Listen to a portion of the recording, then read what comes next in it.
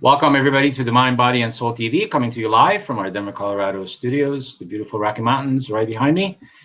And of course, we are streaming on YouTube Red as well as YouTube Live and at ConsciousEvolutionMedia.com.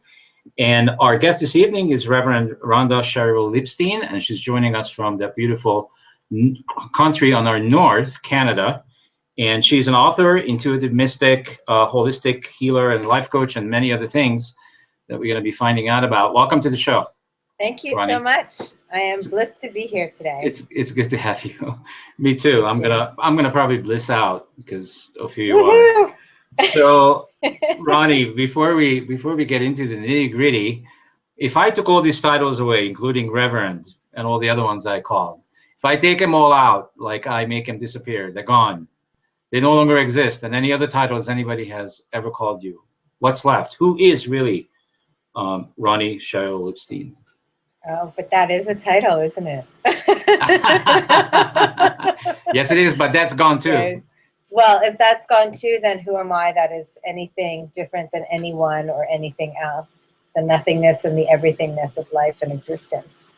Mm-hmm. I mean, it depends how far would you like to go with that question?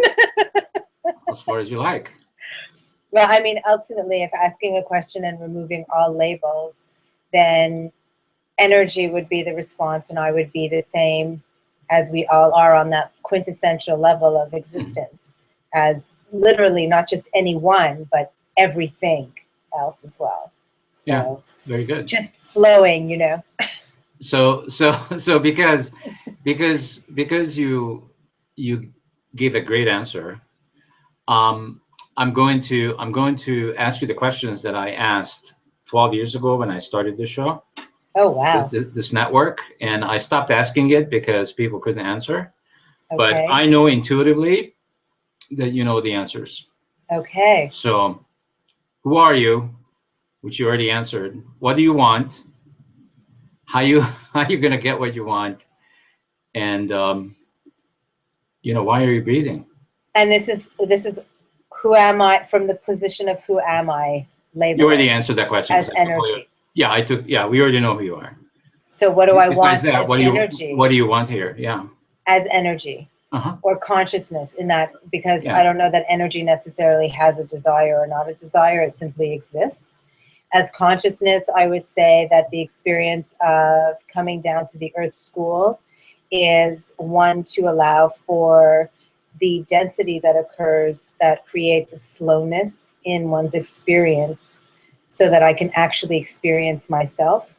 So when you're in a position of energy, I don't know how much you're consciously aware, and even if consciousness is aware of itself, things are moving so much more rapidly that you're not necessarily experiencing the experience as much as simply having it. Being here, things are much slower. So there's space between the vibration that you are being and the experience of that vibration to actually be able to say, oh, this is what all of this is all about. And then we have our emotions, our feelings and thoughts with respect to it that actually allow us to contemplate and ponder upon the experience, as opposed to, again, just having it. And again, ultimately for us to experience us, ourselves. And why not? So what if I told you that this was a game? And I would say that that's definitely amongst the infinite possibilities that exist, that is definitely one that is a potential, and one that I resonate with in many ways. There's also... Sorry, go ahead. That's okay. It's okay. So if you agree that it could be a game, there's that possibility. Yeah. If it could be a game, then who's playing it? Well, we are, but we is me, is I, is all, is one. We've just, it's if you can imagine that you're just this massive expansiveness of infinite energy, and you're just floating around endlessly, literally, dividing ourselves up into many and allowing ourselves to play off of ourselves. Like if you can take all the little voices in your head out of your head and put them on a stage and watch them play out, it's much more entertaining. Well, yeah, but everybody would be locked up. Everybody would be locked up. What do you mean? Oh. Are you kidding me, Ronnie? Sorry. The people say in their head, "Are you kidding? You want to put that on a speaker?" But okay. That is essentially what our world is, right? It would be that. It is what defines. It defines what. I believe that it defines what our experience is created from, or where it's created from. But who's the one that created the game? I'm curious. Well, I would, in my perceptual awareness, everything that is, all of the individuals that we are all one. So it's one collective consciousness that is infinitum. I don't really align very much with the whole God concept. It's more consciousness and infinity. Yeah, that's fine. That's fine. I don't align with that either. Yeah, so I don't really see that it's one person who's sitting up there and saying, okay, I would just say that it's the culmination of everything that is, and it's an infinitum. It's continuously expanding and experiencing and being. And what about the possibility of a concept that you are God? Well, that is completely in alignment with what I'm saying, as we're all... I knew that. Yeah, we're all the parts of... There's only one of us doing the show. Exactly. I'm just that other voice in your head that you gave me a body and a form to. Exactly. And see, what a fantastic, awesome job I did. So I'm going to be in the energy and space of appreciation for what a creator I am. I'm absolutely masterful. I think that's amazing. Look at how beautiful you are. Aww. If I can create that, I can create just about anything, and I do. Wow. So this is really interesting. So I was going to also ask you about, since our theme is how to exist authentically, does that mean that we are just a bunch of liars with masks for a while? That's harsh. I'm purposely going there because of who you are. It's harsh. You see that stuff of who you are, because I really feel who you are, Ronnie. You really, because you are, I would say you are a master of love consciousness. And what's the opposite of love consciousness? You know, people like to say, what is the opposite? And the immediate response would be fear consciousness, but it's not really the opposite, because I don't know that love consciousness necessarily has any opposites, as it encompasses everything. But if we want to be on this level here, then you have fear and you have love. Those are essentially the two choices that in this human perceptual reality we have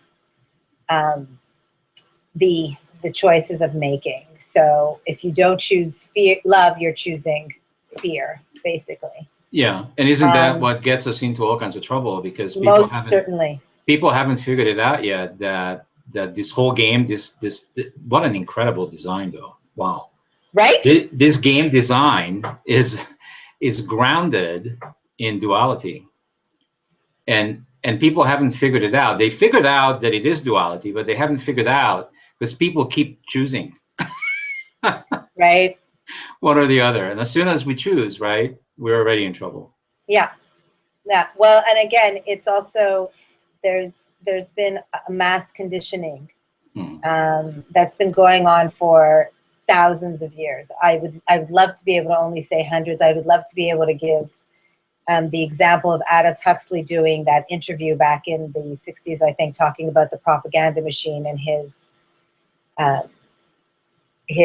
insights regarding what he believed the future would come to be. But the reality is it's been going on for thousands of years. So making that choice between fear and love is something that we have been taught to do. And the reason that it's so difficult, quote unquote, or as I prefer to say, such an opportunity for growth, is because it's almost like an addiction. the leaning that we have towards fear consciousness, we've been fed it to the point that even when we have the awareness and the knowledge of love consciousness and the fact that we can simply be authentic and live our lives happily and so on and so forth, it's like this addiction. We can't help ourselves. We've got to choose the fear. You know, it's, but everything's going to fall apart if we don't. When in fact, it's completely the opposite. But it's really, you're talking, it's not an addiction of a habit of a lifestyle habit like smoking or drinking. That's something external. You're talking about a habit of your actual thinking, feeling, the very manner by which you exist. It's how people wired. Yeah. So that's a pretty huge habit to have to break. To undo that, it takes something. It's not something you can just, you know, put a magic wand to and go, okay. It's not, I'm gonna, and actually I found the same thing, that everything that we're being taught, the truth is really the opposite of it all. But it's really scary. And a lot of, I know with myself at different stages of my own conscious growth, there were moments where I actually felt myself losing my sanity. Because you really are, you're questioning everything that you understand this world to be. And when you're being told that everything you've been taught is actually lies, as you were saying, and that we're all just living this big lie and it's all just a bunch of masquerading BS, that's not only heart-wrenching, but it's also mentally debilitating, because essentially you're cracking your reality. So, and also you realize that you're a pawn in the game and you don't know how to play the game. Unfortunately. it's like I'll describe it like okay, so we drive the car, but we don't drive the car. We sit in the passenger seat for most part of our lives. Yeah, but how do I know it? Because I done that. So yeah, we just sit there and we don't take the wheel, we don't take the keys, we don't do any of that, because we give that to God or Buddha or whoever. Whoever we bought hook, line, and sinker, that has control over what we're doing. Which, you know, without wanting to necessarily get political, because I normally don't, but all of that is what we have been taught by the governing bodies, who at one point was the church and then became the church and state, and has now become some kind of a melange between the two. But that's essentially who told us. Well, they know how the game works. Indeed.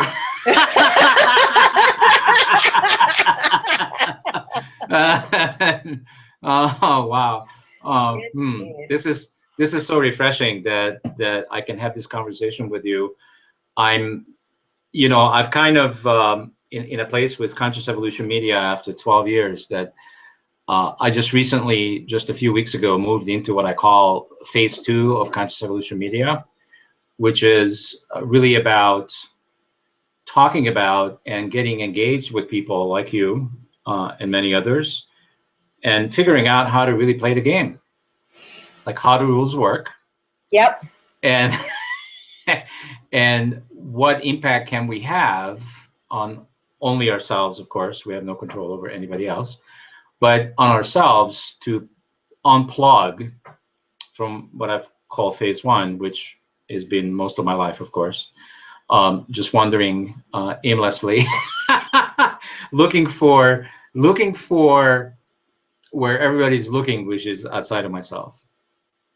Well, and really, okay, so 2 things I want to make mention. One is that statistically speaking, if there's enough of we individually doing our own thing to shift our conscious awareness from a paradigm of fear to one of love, and enough of we individuals around the world come to a place of numbering 3.5% of the whole, we will have an effect on everyone. Kind of like the 100th monkey effect. I apologize that I'm making a comparison, but to animals, but it's true. I can't wait to, instead of my videos being watched 60,000 times, having it being watched 6 million times. I can't wait. Yeah, and people actually understanding, right? Yeah, and getting exactly. it. But they're starting to get it. People are starting to wake up because it's the obviousness now is at a level that it's impossible to ignore. But instead of looking outside, as you mentioned, we have to look inside, because that's everything happens when you ask me, who am I? Who are you? And my answer, when you take away all the labels and everything else, was energy. So energy, although granted we're surrounded by the air we breathe, everything is energy. If you want to cause a shift within, you look within and you start with asking, what thoughts am I choosing to think? What feelings am I choosing to feel? And recognizing that you actually have the choice.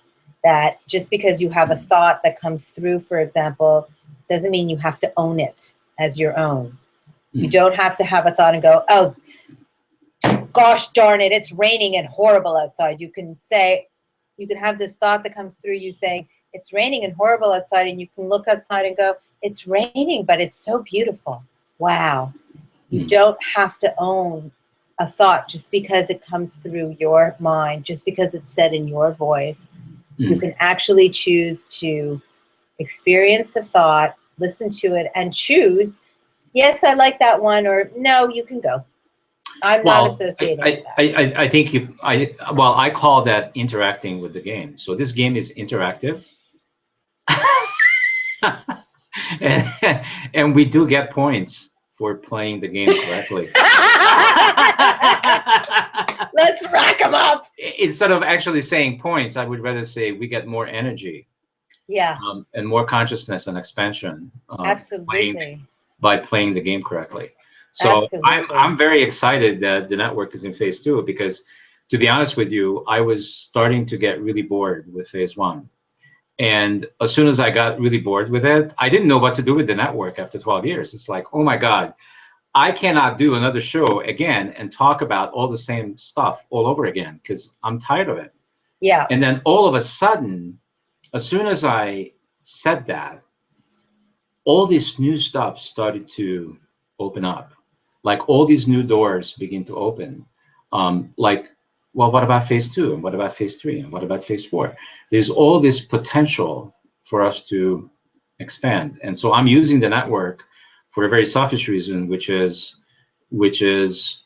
to actually do this work and talk about it on the network, how it occurs for me. Not to say that there's no right way to do this. It's just one way to do this, but at least sharing it, because there's a lot of people talk about this stuff all over the place in media and books and videos and whatever, but not so much sharing the experience as to what are they doing and what's the impact and how it is changing them.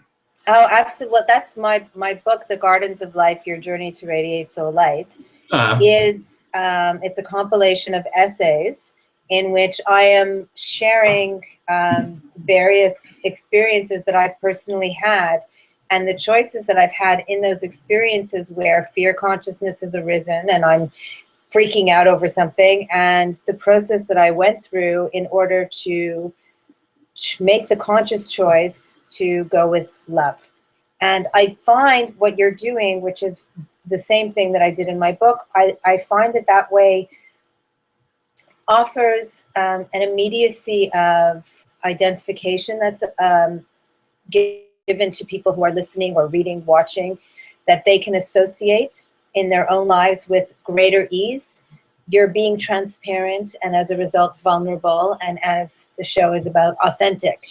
So to be able to stand and say, you know, sometimes I'm just scared out of my mind, like it just scares the bejesus out of me, and these are the thoughts that come through, and then I make the choice, I know that I can do this, this, and this, and then I do my best and I really try, and so on and so forth. Automatically there's this from everyone else, because they know that you are another them. you are truly a reflection of them. And so they can ride this experience with you and bring their own into it, and therefore allow themselves with greater ease to be open to the wisdom that you're sharing, as well as to allowing themselves to go through their own personal experience with you, whether it's in that moment or drawing upon a memory that they've recently had, and, oh, I could have done, or, oh, I did that too. And I think it's just a beautiful way to elucidate on the merits of love consciousness. So yeah, no doubt. So I'm curious about, since the theme of the show is how to exist authentically, that's really another way to say that would be how to be truthful. Yeah. And so who would we be truthful to? I think primarily is ourselves. Yes. So I'm finding that the stuff that I'm doing right now to expand my own consciousness is I am welcoming discomfort, which I never have done before. I used to run from discomfort like most other people, right? So I'm now welcoming discomfort so that I can look at it in the eye, stare it in the eye. Yes. And reclaim my power, because as soon as I'm able to tell the truth about it to myself, and this doesn't really need to be like put out on the internet or put out on YouTube, and I'll certainly will share some, but if it's too personal, people don't have to share it. But as long as we just tell the truth to ourselves, then something expands. Well, what expands? I think our power does. And but before I even talk about that, I wanted to mention to you about choice, because there's a lot of conversations about choice.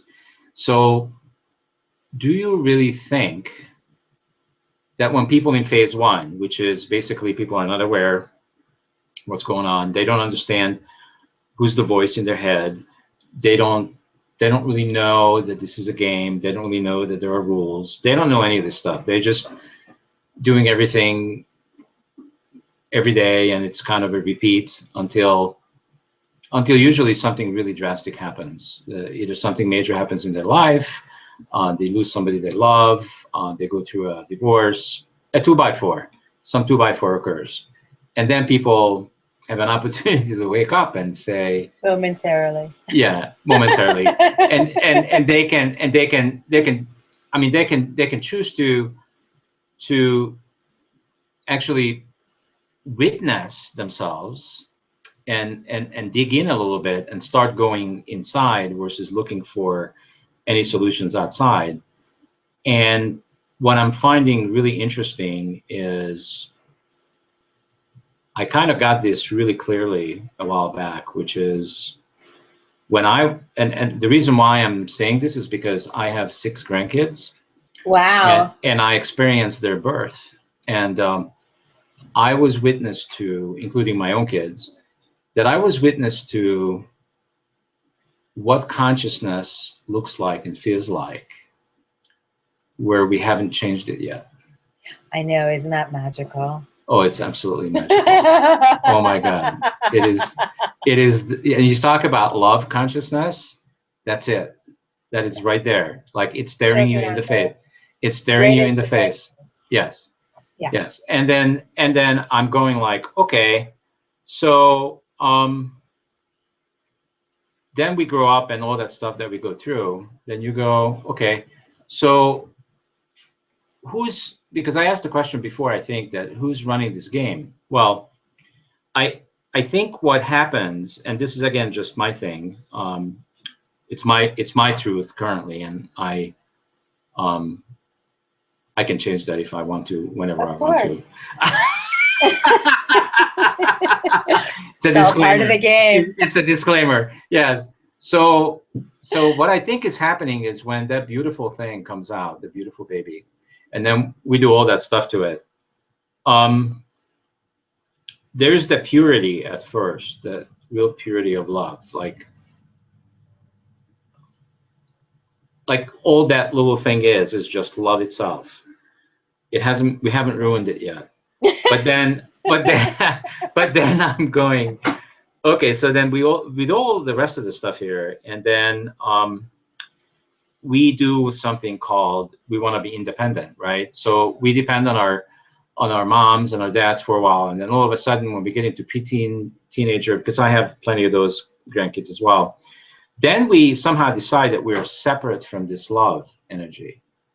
Somehow we decide that we are separate from it, and we go off in this other tangent that we are individuals and we are different from everybody else. And that's when there's something really weird happens, because we separate ourselves from our source. So do you know why we do that? Well, there's an infinite number of perspectives that we can give for anything, and we could be here for a very long time speaking about all of them. Yeah. There's the one wherein if this is the game and we're wanting to play it, in order for us to be able to have a full experience, or as full of an experience as we can in one lifetime, of the colorfulness of consciousness and its infinite ways of creative expression, one of the things that we need to do is to disconnect from consciousness itself so that we can find our way again. And so there's that blinding, basically, kind of like us coming to the Earth School and having amnesia and forgetting about who we actually are, where we've come from, why we're here. It gives you the opportunity to have that naive, innocent freshness and outlook with respect to your experiences. The other perspective is also that it's not something that we necessarily chose to do. We, again, are spoon-fed from birth, and most unbeknownst to most parents, they are spoon-feeding their children fear consciousness, because it's so integrated and interwoven into our beingness that we're not even aware, for the most part, that we're operating from a consciousness paradigm of fear. So it's passed on. So I just wanted to go back for a second, how Sure. good this game is. Okay? so and we said this before, right, that we are God.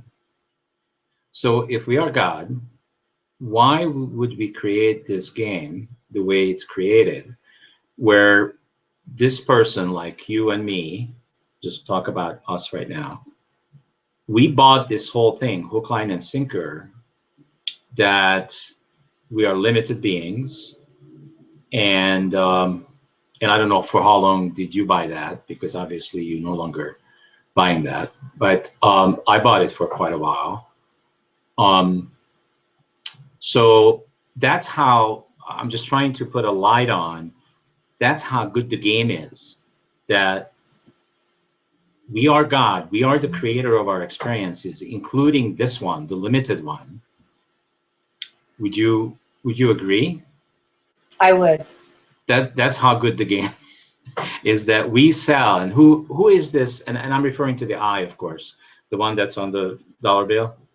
The I, the source of who we are, is having this game. I have this feeling that, and it's an intuition, not just a feeling, that this I of us, the big Steve, the big Ronnie, and the small Ronnie, and the small Steve, we just, for most of our lives, and it's true for me, the small me, the small Steve, has been fighting the big Steve. Oh yeah. Constantly. And yeah. It showed up, and I didn't know it. I wasn't aware of it. I wasn't even aware that there was a big Steve. But I was constantly in fights with him, and it certainly showed up in my situation about money. It turned in what I believed about money, what I believed about relationships, career, you name it, all the stuff that's important in our lives. I was like this with my higher self. And so now in phase 2, I have this opportunity to make him my friend and collaborate with him and actually get on a journey here where we get to create together. How cool is that? Well, and then there's also recognizing that the two of you are actually just one. One, yes, yes. Thank you for putting that together. And also that, you know, there's the other perspective that we've chosen to come here at this time knowing that there was this, let's say, substance we'll call fear that our human family is addicted to. And we came here to assist in navigating through this negative habit and changing it. How we got so negatively addicted and why it came into being also can simply be part of the game, part of the cycle of learning, part of the expansion. Like there's so many ways of looking at it, but I don't see that we consciously came here and chose necessarily that it's our choosing to be separated. I think it's coming into a world that exists on that paradigm of separation that you get sucked into. I think it's how the game designed, Ronnie. Yeah. Because if we are God and we're creating our experience, our own experiences, we created all of this. But then we're redesigning it because we've gotten rather bored. Because I couldn't, so I was like trying to figure out, so what's the bottom line? Like, what's really the purpose here? And I couldn't come up with anything more, anything less than it's for kicks. It's for fun. Nothing else makes sense. Like our higher self is created this game just for fun. For fun, or there's also, there's another perspective of learning how to create in a different dimension, utilizing more tools, because we are creators. Every experience that we have is an act of creation, whether we're in the body or if you want to talk about the big Steve and the big Ronnie outside of the body, we're always still creating. So coming here, we've got all these new tools that we're creating with, and the manifestation of that creation is in a physical form, and not just is it in a physical form, but we're in a physical form, and we get to experience our creation in a physical form, and that is also honing our skills. That means that when we leave, we're going back with all of these experiences that we hadn't had before, and therefore we are that much more endowed with all of this awareness. Consciousness has been, as you said, when you're playing the game right, consciousness is expanding, energy is heightened, your vibrational ability has risen. So there's also, maybe you're playing the game because there is a prize at the end. I'm right now not buying that. But that's okay. There's no prize. And so, but again, it's subject to change. But here's the thing. So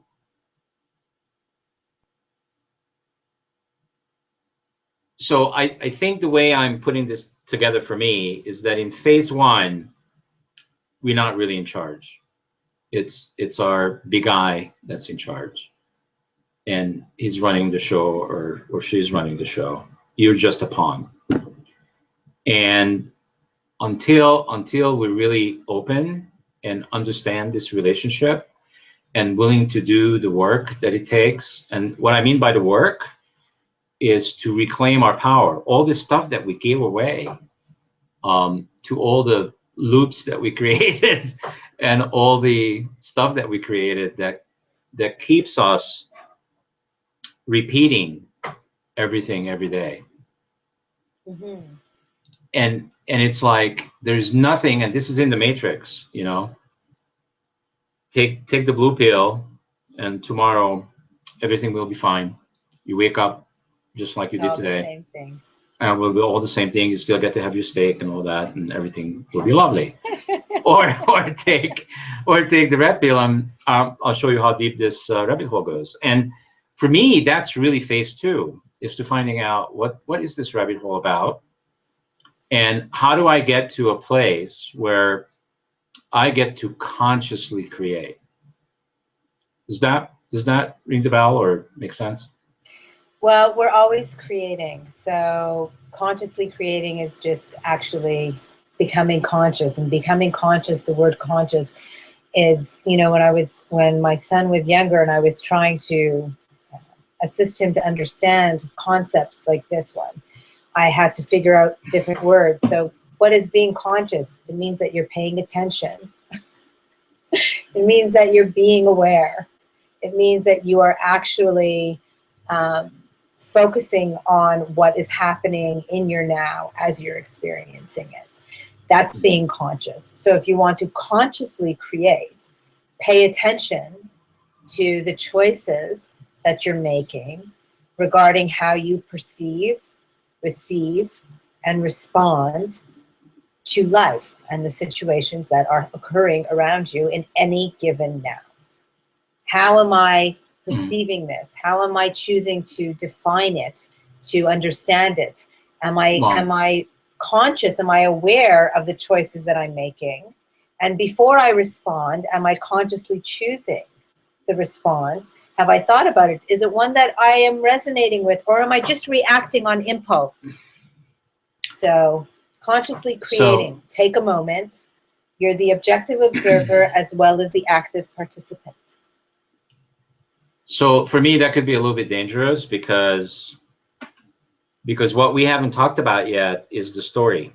So everybody has this story, because from the time of birth until you get to a point where you actually awake and you get to witness this game, you created a story about everything. Everything is a story. and I think I talked about this on another show recently, but to me it's fascinating that, because I'm making a movie right now. Oh, lovely. Well, what's funny is that every time I go to the movies, I've noticed, and it's not just about movies, but I'm just bringing up the experience of movies. When I'm in the movie theater and I'm watching a great movie, my story stops. It's not there. It's gone. I'm just sitting there experiencing the moment, moment to moment. But you're experiencing someone else's story. There's no story. Yes, but I'm in the story. Yes, so your story has to let go to become part of someone else's. And I no, I'm not someone else's story. I created the movie. That you're watching? Oh, of course. On the screen. On the screen. That movie wouldn't exist if it wasn't you. If you weren't sitting there. So remember what we said, and yes, I'm with you. This is difficult. This is difficult for a lot of people to put their arms around. No, I got it. Okay. Okay. I got it. Okay. Okay, so everything is a story. Life is our story. The stage that we're on is the life that we're living, and we are the director, we are the writer, we are the creator, and we get, that's conscious creation. Yes. That is conscious creation, and the better you get at it, the better that you have an effect on the props and the backdrops and what have you. But it requires us, but Ronnie, it requires us to be in the moment, right? Like right now. Well, yeah. That's the only time you actually are being and experiencing. That's the only thing we got is the moment experience. Yeah. Okay. Exactly. Awesome. So, so do you think we can get to a place where, because I'm finding that this thing about money is the biggest game on the planet. Yeah. The biggest and the most sophisticated, and everybody has bought it hook, line, and sinker. How real it is. So I'm I'm working on a breakthrough regarding my story about money. Okay. And I'm telling the truth about it to myself. And the truth is that I bought it, that there is nothing more important than money. Because without money, you can't do anything. And it's not true. And you know what? I known this for a long time, that it's not true. However, I couldn't do anything about it until I got to this point in my life. Does that make sense? Yep. I just couldn't. I knew it intellectually, and maybe this will speak to a lot of people. A lot of people know about this stuff. And I'm in the finance industry when I'm not doing shows. So I know how money doesn't exist because I'm working with millions and millions of dollars, and I couldn't show it to you. Of play money, yes. It doesn't exist. We put zeros and one into a computer, and then we transfer it. And it's all little bytes. It's all it's all just a game. Yeah. So the reason I'm bringing it up is because everybody has a charge on it, I'm finding. And I put myself into the hives, which is I'm in the financial firm, because this is, if I can get this transformed for myself, I think the rest of it will be a piece of cake. Right. Because this is huge. It's like so big. Oh my God, it's so big. It is. And I'm now having conversations with myself that, like, when you watch a movie, when somebody in a movie has $5 or $50 million, it doesn't make any difference, right? Nobody cares. But for some reason in this reality, if I only have $5 in the bank and you have 50 million, it's different, right? Well, that depends. Who knows? Well, people perceive it differently. But that's like all only of a sudden, if they have the information. I would become poor and you would become rich. If I was standing on the street next to you, unless you and I have a sound, have signs or a loudspeaker or something that's saying, I have 50 million and yours, I have $5, nobody would know the difference. And if somebody gave you this beautiful, magnificent jacket to wear and I was wearing my pajamas, they would think I have $5 and you have 50 million. So, you know. Yeah, but I don't care about what anybody else thinks. I care about what I think. See, I don't care how people would perceive me. You and I standing next to each other, I couldn't care less how they perceive me. I care about what I think about money and how I have it wired, because I need to rewire it. So you've associated success with money. You've associated self-esteem and I associated everything with money because yeah. I bought it hook, line, and sinker. Yeah, because you live in this world. That I can't do anything without it. And then I'm working in the finance industry where it's obvious everybody's in financial trouble and we're bailing everybody out. And then as soon as we bail them out, they get back into the same habit. It's the same thing. It's another same story. The blue pill. You know, go buy all the stuff and then come back and I'll bail you out and then we'll keep doing it. Yeah. It's insane. It's insane. I don't want to be doing this anymore, but it's not even that I don't want to be doing this anymore, because if I say that, that would be a judgment. It's not a judgment.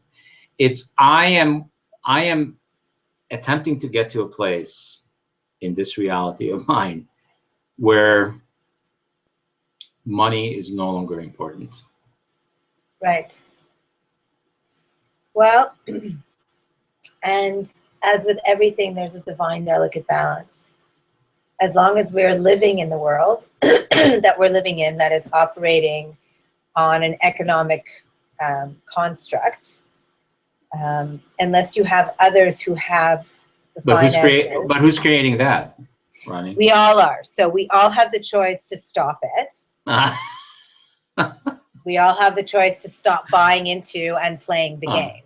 And if everybody, actually, there was somebody who had said, and my soul's twin sister has been saying it for like decades, but someone recently had brought it up again.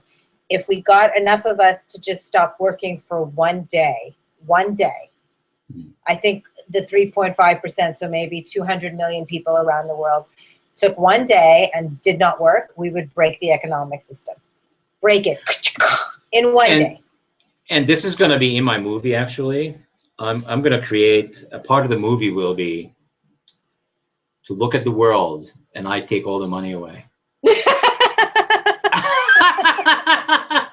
Well, I would hope not, because I really like the trees.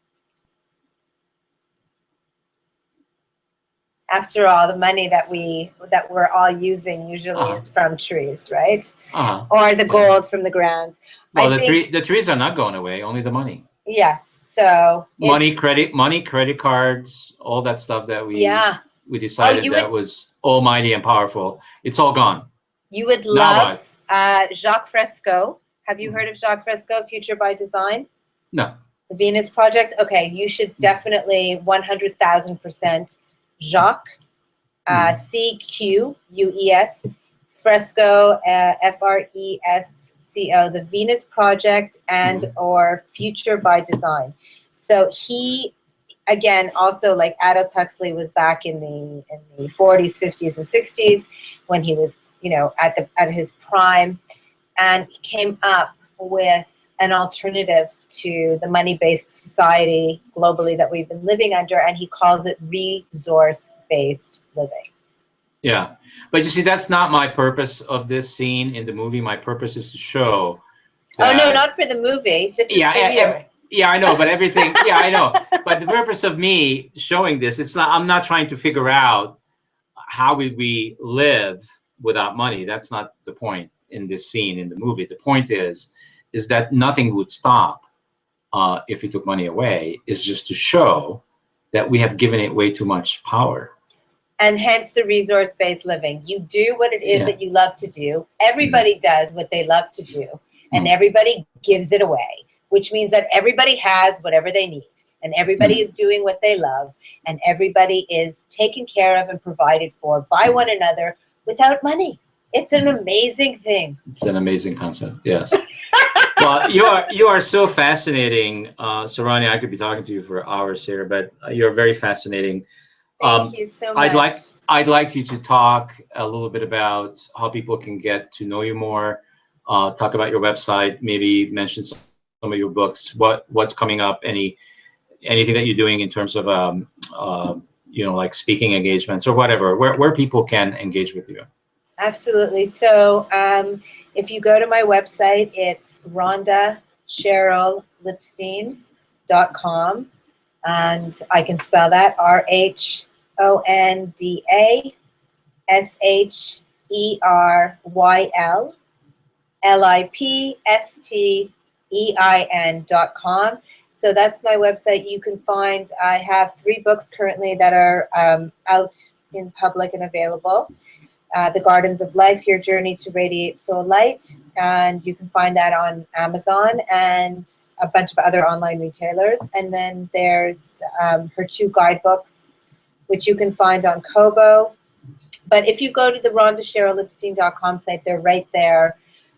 Enlightenment guidance that I offer, journeys that I offer are there. And there's links to our web TV broadcast shows on Being Love TV, which we have some on YouTube. You can find me on Facebook, Twitter, Google. I'm all over the place. And there's blogs that people can go and read if they would like to enlighten and inspire their minds and allow themselves to open up a little and consider a different perspective. And there's a lot that's been going on here in Toronto recently, so I'm looking forward to some new gatherings that we'll be having. I've just been honored, and I'm very, very humbled with my newest label as metaphysical minister. And so Sanctuary Soul Sanctuary, our wisdom and wellness community home, is now a metaphysical ministry as well. So in honor of that, I'm going to be hosting metaphysical ministry services here in Sanctuary in Toronto. And I'm also looking forward to doing some satsangs in the coming months. I very much enjoy very much what we've been doing here, where you can ask a question, receive an answer, which is very exciting for me. And being able to offer all of these new services as a minister, in addition to the guidance that I've been offering and all the play shops and so on. So it's all very exciting, and there's much for us all to share and journey together. So you just visit the website. You should find everything you need. Fantastic. Awesome. You know what happened to all the teachers that were doing satsangs? You know what happened to all of them? I'm not going to take a drink because I might laugh it out my mouth. I have a feeling. They stopped talking. That's brilliant. That's brilliant. Yes, put down your books and stop going to your classes and just take a moment with you. They stopped talking. So the satsang actually just became a way to sit with them in silence. Mm-hmm. So I wish you the very best. You are. Thank you so very much. You're not only, of course, beautiful on the outside, but more so on the inside. So fantastic. I really enjoyed being with you on Conscious Evolution Media Network, and I hope you come back and visit with us again. I would absolutely love to. Yeah, great. And for everybody else, just keep watching our shows. We'll be on 7 o'clock. We'll be on tomorrow, and then we have a special show, which is designed just for phase 2 on 10 o'clock always. It's almost like a church, but I don't want to call it a church because that's weird. But I don't know. The language is so limited, the English language. I don't know what else to call it. It's like coming home to yourself is really what it is. It's not a church. Oh, that's like the name of our ministry, Sanctuary Souls Sanctuary. It's the sanctuary of the soul. Yeah. Okay. Yeah. Awesome. Wow. We're so much alike. We should be married. Okay. All right. Thank you so much. You were wonderful. Thank you so much, Steve. Yeah, it's been an absolute pleasure. Namaste. Namaste, blessedly be. Okay. Have a good night, everybody. See you tomorrow.